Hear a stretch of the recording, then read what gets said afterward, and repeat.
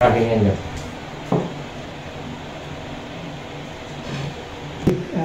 Yan, nakaupo na si Papa sa ginagawa niya. Ginawa niya. Oh, marami pa doon.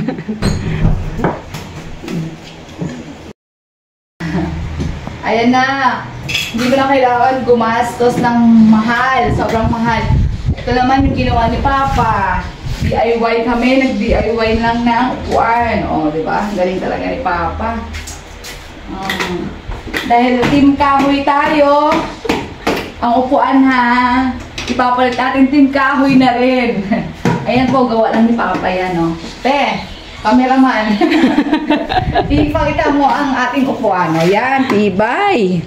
Kahit umupo si Boss Rick, hindi matutumba. At ayan din po yung isa na ginawa ni Papa. Para kay Papa to eh. Tignan nyo guys ha. Pakagaling talaga.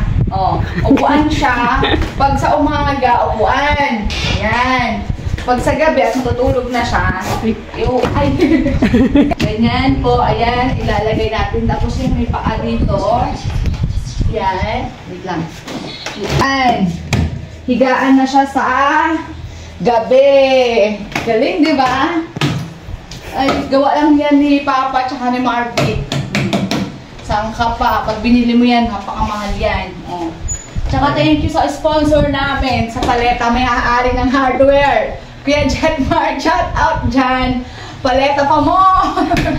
Bigyan namin. Susunod tiles naman. Ayan po, oh. Yan. Tapos, sa umaga, pagkagising, or ano, tatangal. Marky, help me. Tutupiin lang yung paa. Uusog. Yan. Upuan na siya. So, diba guys? Ganda. Galing-galing. Ito yung upuan ko. Hindi pa yan tapos. Pipinturahan pa yan ng puti. Pakikinisin pa yan. Tapos, may dalawa pang upuan na single lang. So, guys, the best is the best. Abangan nyo na lang. Matatapos. Pag natapos na. Thank you! Syndrome lang yan.